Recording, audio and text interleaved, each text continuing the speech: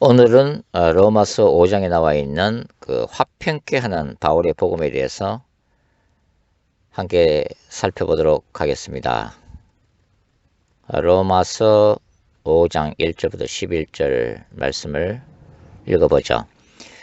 그러므로 우리가 믿음으로 의롭다 하심을 받았으니 우리 주 예수 그리스도로 말미암아 하나님과 화평을 누리자. 또한 그로 말미암아 우리가 믿음으로 서 있는 이 은혜에 들어감을 얻었으며 하나님의 영광을 바라고 즐거워하느니라. 다만 이뿐 아니라 우리가 환난 중에도 즐거워하나니 이는 환난은 인내를, 인내는 연단을, 연단은 소망을 이루는 줄 알미로다. 소망이 우리를 부끄럽게 하지 아니함은 우리에게 주신 성령으로 말미암아 하나님의 사랑이 우리 마음에 부은 바 됨이니 우리가 아직 연약할 때의 기약대로 그리스도께서 경건하지 않은 자를 위하여 죽으셨도다. 의인을 위하여 죽는 자가 쉽지 않고 선인을 위하여 용감히 죽는 자가 혹 있거니와 우리가 아직 죄인 되었을 때에 그리스도께서 우리를 위하여 죽으심으로 하나님께서 우리에 대한 자기의 사랑을 확정하셨느니라. 그러면 이제 우리가 그의 피로 말미암아 의롭다 하심을 받았으니 더 그로 말미암아 진노하심에서 구원을 받을 것이니 곧 우리가 원수 되었을 때에 그의 아들의 죽으심으로 말미암아 하나님과 화목하게 되었은즉 화목하게 된 자로서 더욱 그의 살아나심으로 말미암아 구원을 받을 것이니라. 그뿐 아니라 이제 우리로 화목하게 하신 우리 주 예수 그리스도로 말미암아 하나님 안에서 또한 즐거워하느니라. 로마서가 사실 만만찮은 그 깊이 있는 그 신학적 진술을 담고 있습니다. 그러나 핵심적인 내용은 이미 여러분도 잘 아시는 내용이죠. 로마서 5장의 본문은 화목해 하시는 그리스도의 복음에 관한 것입니다. 복음을 설명하기 위해서 때로는 신학적인 용어가 등장하기도 하지만 사실 여러분이 충분히 이해할 수 있는 용어들이죠. 바울은 로마서 4장에서 의롭다 하심, 칭의를 받은 대표적인 한 인물을 소개했습니다. 바로 믿음의 조상인 아브라함이었죠. 아브라함은 행위가 아닌 오직 하나님을 향한 믿음으로 의롭다함을 받았는데 그 믿음이란 어떤 믿음이었죠? 죽은 자를 살리고 없는 것을 있는 것 같이 부르시는 하나님을 절대적으로 신뢰하는 믿음이었습니다. 여기에서 바울이 로마서에서 말씀하시는 의롭다 하심에 대해서 다시 한번 복습하도록 하죠. 칭의는 죄인에 대해 하나님께서 그분의 법정에서 그 죄인이 믿음으로 예수 그리스도를 믿었기 때문에 하나님 보시기에는 의롭다라고 무죄로 선언하시는 하나님의 법정 용어에 해당합니다. 유대교는 이 하나님의 법정에서 칭의를 받는 데 실패했죠. 왜냐하면 이스라엘은 그리스도의 의가 아닌 자기 의를 세우기 위해서 역설적으로 하나님의 의에 불순종했기 때문입니다. 로마서 10장 3절 말씀이죠. 저는 바울께서 말씀하시는 이 칭의의 복음에 대해 구약, 특히 출애굽기에 나오는 하나님의 심판과 구원의 이중성으로 설명하는 것이 그 개념을 이해하기 쉽다고 이미 설명한 바가 있습니다. 즉 하나님이 아브라함과 맺은 언약 때문에 언약에 신실하신 하나님이 이스라엘 위에 애굽, 이집트와 전쟁하시는 하나님으로 자신을 계시하셨다는 것입니다. 그 거룩한 전쟁이 바로 이집트에 쏟아부으신 10대 재앙이고 홍해 바다를 가르신 사건이었죠. 이 사건을 우리는 이스라엘의 구원 사건이라고 부릅니다. 즉 이집트의 권세를 심판하시고 하나님의 백성으로 선택받은 이스라엘을 구원하신 출애굽 사건인 것이죠. 이 심판과 구원의 이중성이 신약에서는 바로 십자가에서 계시가 되었습니다. 예수님은 십자가에서 하나님의 종말론적 거룩한 전쟁을 수행하셨죠. 그 과정이 십자가에 못 박히고 부활하는 과정입니다. 하나님은 십자가에서 인간의 모든 죄를 단번에 심판하셨습니다. 바로 예수 그리스도를 통해서였죠. 그리고 인간의 모든 죄를 심판하심으로써 죄의 권세를 가진 사탄의 머리가 십자가 사건을 통해서 깨어집니다. 그리고 영적 영역에서는 예수 그리스도의 종말론적인 승리 시작이 십자가에서 선포가 되었습니다. 바울은 이 사건을 십자가에서 하나님의 의가 나타났다고 설명하고 있죠. 구약에서는 이 하나님의 의가 하나님과 이스라엘의 관계 속에서 이해가 되었습니다. 이제는 하나님과 하나님의 백성된 신자들 사이에서 이해되어야 함을 의미하게 되죠. 칭의를 다르게 비유하자면 이렇게 설명할 수가 있습니다. 즉 십자가 사건을 통해 죄와 사탄과의 거룩한 전쟁에서의 승리가 이루어졌고 그 결과로 2000년 전에 하나의 영원한 법이 하늘 국회에서 통과가 되었다는 것입니다. 이 법은 시간과 공간을 초월하여 효력을 가지는 강력한 법이 된 것이죠. 이 법의 내용이 바울께서 말씀하시는 이신칭의입니다. 즉 모든 인간이 믿음으로 말미암아 의롭다 하심을 입을 것이라는 내용이죠. 결국 인간은 이미 선포된 이 법의 내용을 믿고 그 법을 자신에게 적용하면 그 즉시 효력이 발생한다는 것입니다. 그 구체적인 효력이 바로 구원을 받는 사건인 것이죠. 이것은 크레딧 카드에도 적용할 수가 있습니다. 크레딧 카드는 내가 그것을 물건을 구매할 때 제시하기만 하면 바로 효력이 발생하는 것이죠. 바울께서는 로마서 4장에서 믿음을 통해 의롭다함을 받은 아브라함처럼 이제 그리스도의 십자가의 죽음과 부활 사건을 믿음으로 받아들이는 신자들도 아브라함처럼 의롭다 하심 칭의를 받을 수 있음을 설명을 했습니다. 그리고 로마서 5장은 이렇게 시작하죠.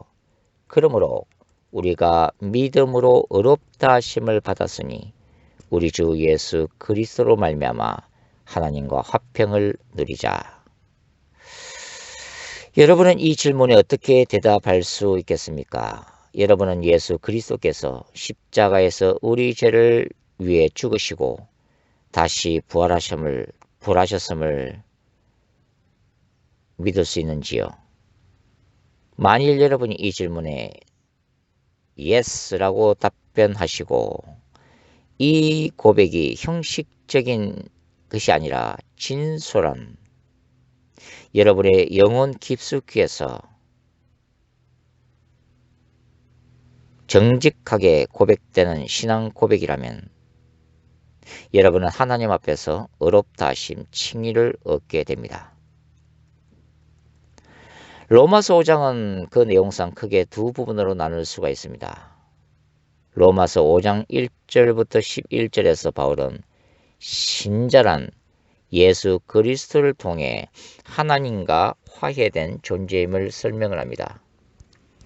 그리고 후반부인 5장 12절부터 21절에서 바울은 죄가 들어오게 된 그 통로로서의 인류의 조상인 아담을 언급합니다.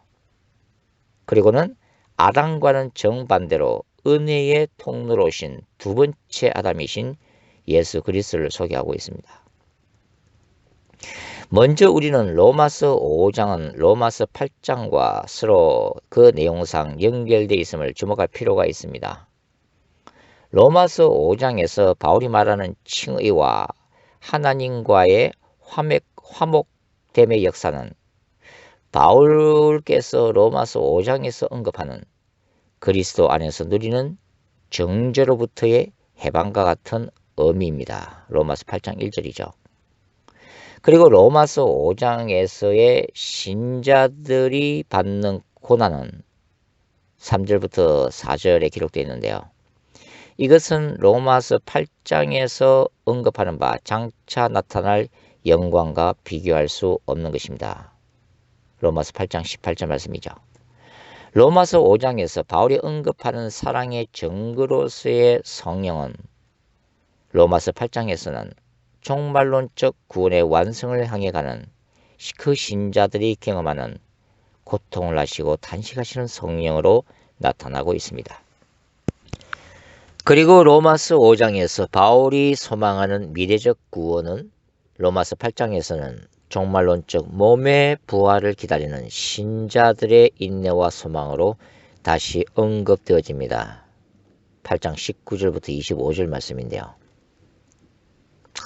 로마서 5장에서 바울이 말하는 하나님의 놀라운 사랑의 선언은 6절부터 8절 말씀이죠. 로마서 8장에는 어떻게 나타나요? 어떤 세력도 신자들을 하나님의 사랑에서 결코 끊을 수 없는 바울의 확신에서 다시 반복되어지고 있습니다. 8장 31절부터 39절 말씀에 나타나 있죠. 그리고 로마서 5장의 후반부인 5장 12절부터 21절에서 바울이 언급한 아담의 불순종으로 죄의 노예 상태로 떨어진 인류가 예수 그리스도를 통해 은혜 안에서 왕노를 한다는 이 바울의 진술은 로마서 6장 1절에서 그런즉 우리가 무슨 말 하리요? 은혜를 더하게 하려고 죄에 거하겠느냐? 라고 바울이 반문하면서 신자는 죄가 주관하지 못하고 오직 은혜만이 주관하는 의의 종임을 바울이 추가적으로 논증하는 하나의 디딤돌이 되고 있습니다. 즉 로마서는 철저히 논리적으로 구성되어 있는 바울의 편지라는 의미입니다. 로마서 5장 1절은요.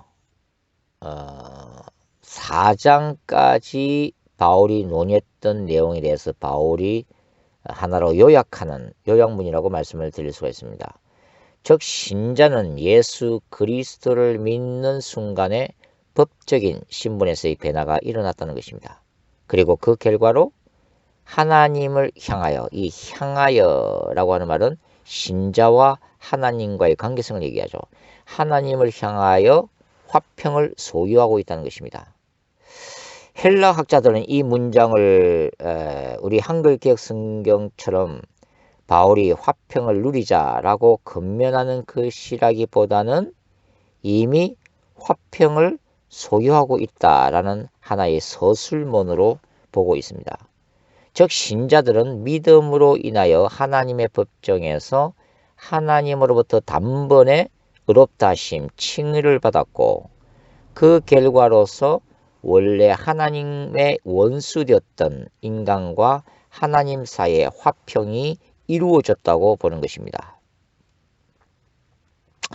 바울이 전한 복음은 화평의 복음, 샬롬의 복음이기도 하죠. 1세기 로마 제국은 소위 말하는 로마의 평화, 팍스 로마나 사상을 주장했습니다. 위대한 제국 로마가 물리적인 전쟁으로 전 세계를 통일하고 다스림에 따라 이제 로마 세계 안에 거하는 로마 시민권자들에게는 평화가 임했다는 사상이죠. 이에 반해서 바울이 생각하는 참된 평화, 평강, 샬롬은 세상적 그런 평화가 아니죠. 근본적으로 피조물인 인간과 창조주인 하나님 사이에 회복되어야 할 영원한 샬롬을 의미합니다. 바울은 로마서 5장 후반부에서 하나님과 인간 사이의 영원한 평화가 깨어지게 된 원인으로서의 아담의 불순종을 언급하고 있죠. 인간이 죄 때문에 하나님의 심판을 받을 수밖에 없는 죄인이라는 것은 구약 성경이 요약하고 있는 중요한 가르침 중에 하나입니다. 바울은 로마서 4장 이후에 칭의의 복음을 전개하기 위한 무대로 로마서 1장과 2장에서 하나님의 진노 아래 있는 인간이라는 중요한 신학적 진술을 한 바가 있습니다. 그런데 이러한 비참한 인간의 실존 운명이 예수 그리스도 안에서 극적으로 변화가 일어났다는 것이죠. 바로 하나님과 인간 사이에 일어난 화평의 역사입니다.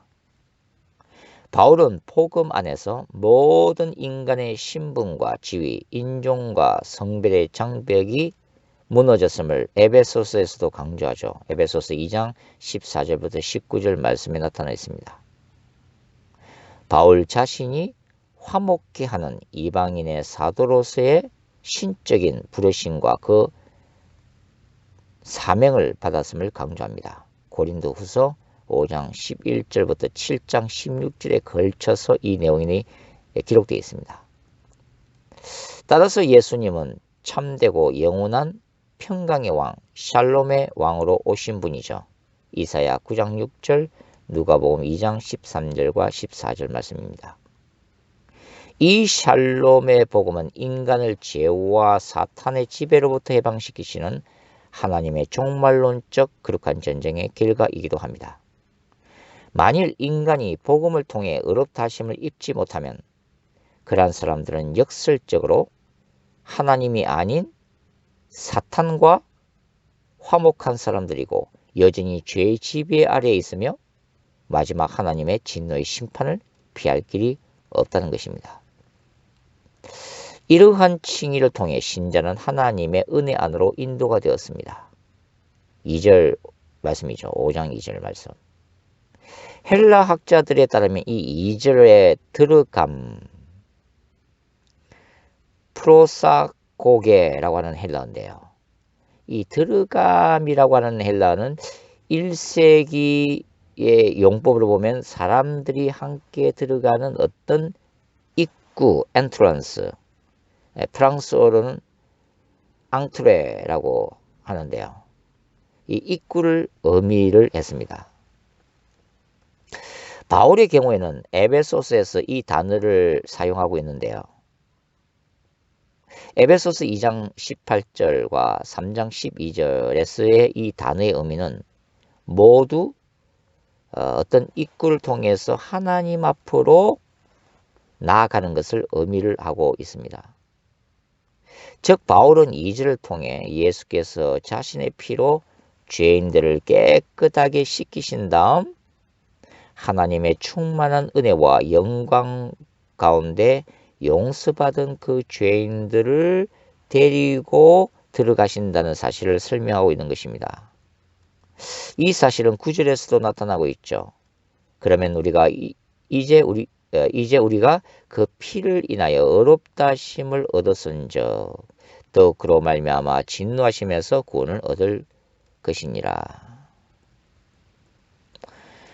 예수 세미나의 존 도미닉 크로스상과 같은 진보주의, 자유주의 신학자들은 로마서에서 바울이 강조하는 이신칭의의 의미를 죄와 구원론적 측면이 아닌 1세기 당시 로마 제국의 이데올로기와의 대립이라는 사회 정치적 구조에서 이해한다고 주장을 합니다. 즉 바울이 전한 십자가에 달리신 그리스도란 원래 의미는 로마 제국에 의해 희생된 예수를 통해 로마 제국의 폭력과 부조리를 고발하는 메시지를 담고 있다는 주장이죠. 더 나아가 크로사는 그리스도의 십자가를 통해 나타난 대속적 죽음을 다음과 같이 거부를 하고 있습니다. 그는 이렇게 말을 하고 있습니다. 역사는 분명하다. 즉 예수는 로마 총독 빌라도 치하에서 십자가에 체행되었다. 그러나 예수에 대한 신앙을 가진 사람은 십자가 체행에서의 의미를 발견을 했다. 즉 그는 우리를 위해서 죽었다는 것이다. 한편 신학은 예수의 죽음이 인간의 죄를 대속한다는 개념을 발전시켜왔다. 예수의 십자가 체행은 예수를 따랐던 사람들의 희망에 끔찍스러운 충격을 주었다. 수치스러운 죽음은 개방된 밥상과 나눔의 치유 속에서 그들에게 하나님 나라의 여명을 경험하겠던 사람에게서 기대할 수 있었던 운명이 아니었다. 그러므로 그들은 그것을 의미 있는 죽음으로 설명해야만 했다. 물론 이것은 피의 희생 제사를 강조하는 종교 전통 속에 있는 사람들에게만 의미 있는 상징이다.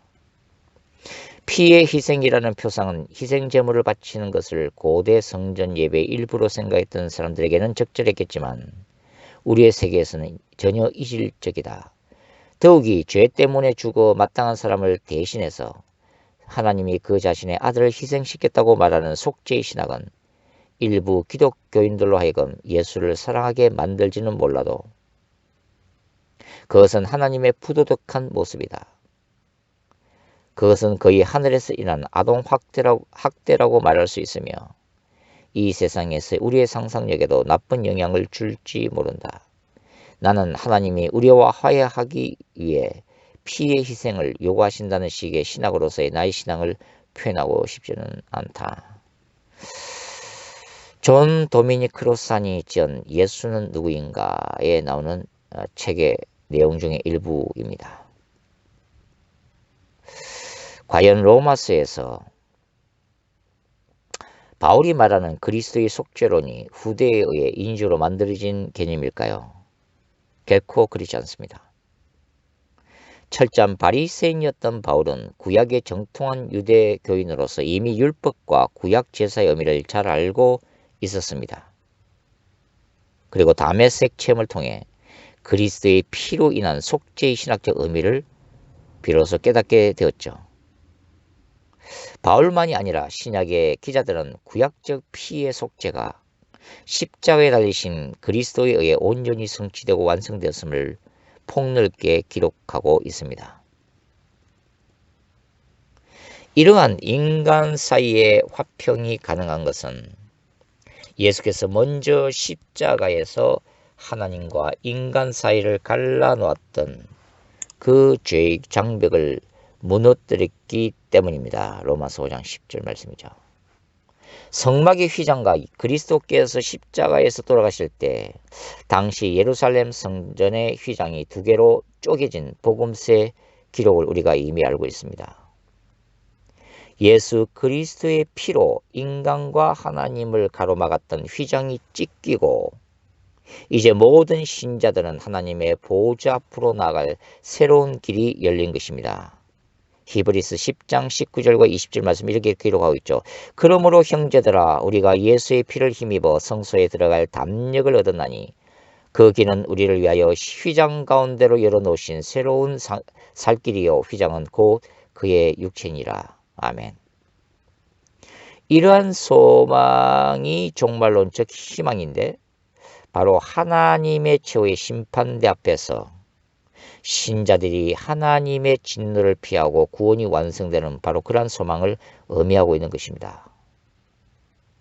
그럼에도 불구하고 신자들에게는 완전한 그 구원이 완성되는 날까지는 이 땅에서 고난이 존재함도 또한 기억해야 하죠. 그러나 바울에 따르면 이 고난을 즐거워하면 고난은 인내를 낳고 인내는 뭘 낳아요? 소망을 낳기 때문입니다. 1세기의 바리새인들 중에는 묵시적 종말 사상을 가지고 있는 이들이 많았는데 이들은 장차 하나님의 심판대 앞에서 의롭다 하심을 받을 것을 기대했죠. 그리고 그 미래적 칭의에 대한 현재적 보증이 뭐였을까요? 바로 율법에 대한 철저한 순종이었습니다. 바리새인 중에 바리새인이었던 바울은 이러한 유대교적 종말론을 이미 잘 알고 있었죠. 그리고 그 율법을 준수하기 위해 철저히 몸부림친 사람이었습니다.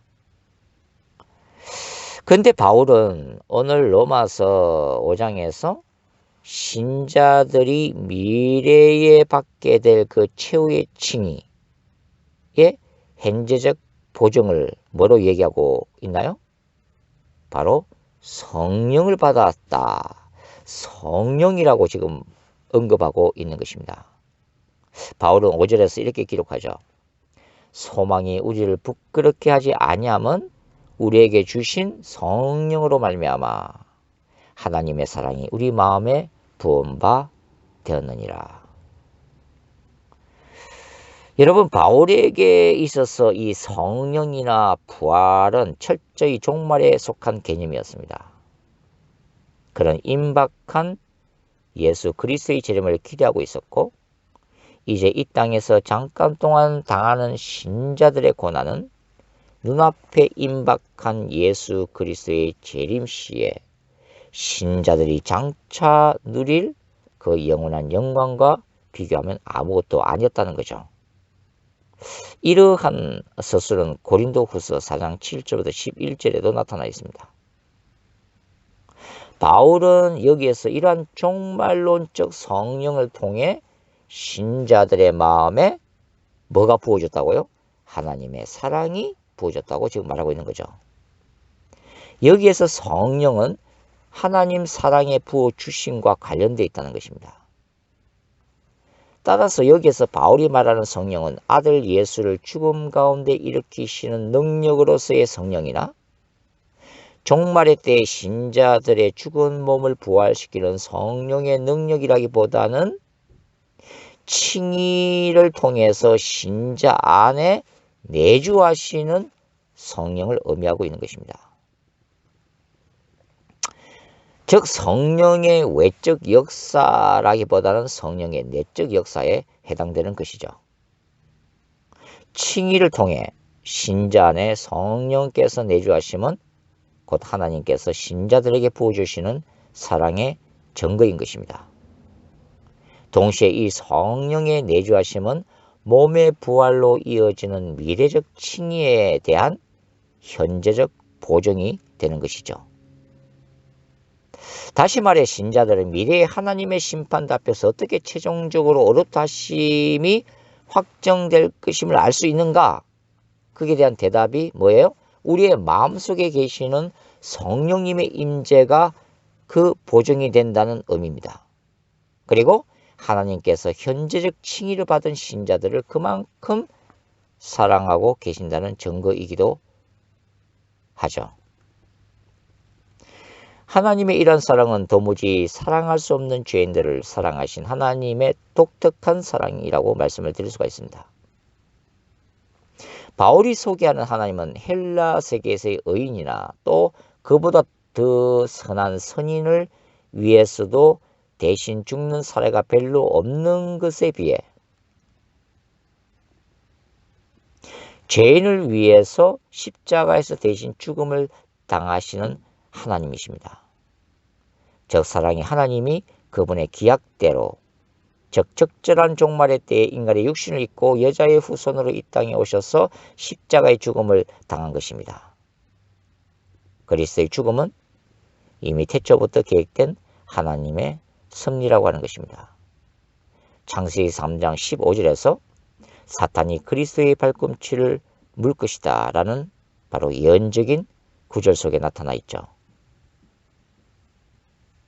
우리가 연약할 때에 우리는 바울 당시뿐만 아니라 이미 아담 이후의 모든 인간에게 해당이 되고 있습니다. 여기에서 9절에 나타난 이 칭의와 구원의 헬라어 시제를 확인해 보죠. 그 구절은 이렇게 돼 있죠. 그러면 이제 우리가 그의 피로 말미암아 의롭다 하심을 받았은즉 또 그로 말미암아 진노하심에서 구원을 받을 것이니. 이 구절에서 의롭다 하심을 받았다라고 바울이 기록하였을 때 그 헬라 시제는 과거 분사 수동태입니다. 과거 분사는 이미 한 번으로 완료된 동작이나 행동을 의미하죠. 즉 구원받은 신자들 입장에서 보면 칭의의 시점은 이미 과거적 사건으로 완료된 것입니다. 이 칭의는 수동태로 기록되어서 신자가 아닌 하나님이 행하시고 하나님에 의해 신자들이 하나님의 의를 덧입은 사건이라는 의미가 됩니다. 그리고 궁극적 진노로부터 구원을 받을 것이라고 바울은 말하죠. 바울은 이 문장을 미래직설법 수동태로 기록하고 있습니다. 즉 진노로부터의 구원은 여전히 미래에 속한 사건이라는 의미가 되죠. 그리고 이 문장이 수동태로 기록되었기 때문에 신자들이 하나님에 의해 구원을 받게 될 것이라는 의미입니다. 이런 구원을 우리는 미래적 칭의, 즉 영화라고 표현할 수 있죠. 그러니까 칭의의 두 가지 개념이 동시에 나타나는 것입니다. 현재적 칭의와 미래적 칭의. 요한복음에 따르면 이미 예수 안에서 영생을 받았다. 이미 예수를 믿는 순간 구원은 이루어졌다. 라고 하는 이미 완료된 구원을 얘기하죠. 그러면서 동시에 이 구원은 미래에 완성될 것이라는 것을 동시에 얘기하고 있다고 하는 것입니다. 자, 바울이 로마서 5장에서 이야기하고 있는 이 소수례를 다시 한번 요약을 한번 해보죠. 인간이 믿음을 통해서 죄인의 자리에서 칭의 자리로 옮겨집니다. 즉 그리스도의 십자가 죽음을 통해 현재적으로 하나님과 화해된 자리이죠. 이러한 현재적 칭의를 받은 신자들이 장차 미래적 하나님의 진노적 심판으로부터 궁극적인 구원을 받게 되는데 그 이유는 바로 예수 그리스도의 살으심, 즉 부활 때문입니다. 이러한 사실이 신자들이 고난 가운데서도 기뻐할 수 있는 진리가 된다는 것이죠. 신자는 십자가에서 그리스도와 함께 죄에 대하여 죽고 믿음을 통해서 예수님의 부활에 동참함으로써 다시 살아날 것이기 때문입니다. 바울은 이 진술을 로마서 5장의 후반부에서 인간이 왜 죄의 지배 아래에 떨어지게 되었는지, 인간이 어떻게 그리스도 안에서 은혜의 자리로 옮겨지게 되었는지를 설명을 한 다음 로마서 6장에서 다시 구체적으로 설명하게 됩니다. 여러분, 우리는 하나님과 복음을 통해서 화목게 된 신자들입니다. 그리고 우리는 이제 칭의를 받은 변화된 신분으로 살아가고 있습니다. 우리는 하나님의 최종 심판 때까지 성령을 의지하며 살아가야만 하는 존재들인 것이죠. 따라서 우리는 우리 안에 있는 성령님을 귀하게 생각하고 의지해야 합니다. 성령님은 우리에게 능력을 주실 뿐만 아니라 우리 안에 내주하심으로 우리가 장차 재판관 대신 그 주님 앞에 담대히 설 수 있음을 지금도 보증하시는 하나님이시기 때문입니다.